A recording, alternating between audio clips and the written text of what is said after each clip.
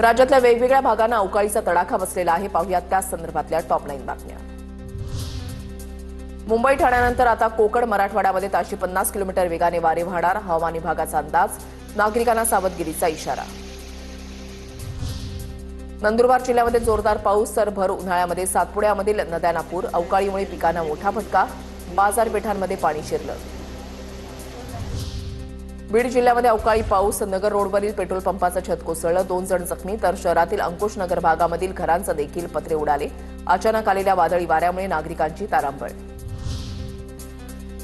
बीड जिल्ह्यामध्ये अवकाळी पावसाच्या जेरी वादळी वाऱ्यासह विजांचा कडकडाट, जिल्ह्यामध्ये फळबागांचं मोठं नुकसान।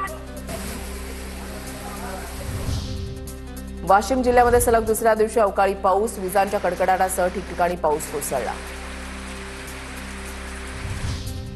जालना जिल्ह्यामधील राजूरसह परिसरामध्ये अवकाळी पावसाची जोरदार हजेरी, फळबागांना फटका बसण्याची शक्यता, हवामान खात्याकडून जिल्ह्याला येलो अलर्ट।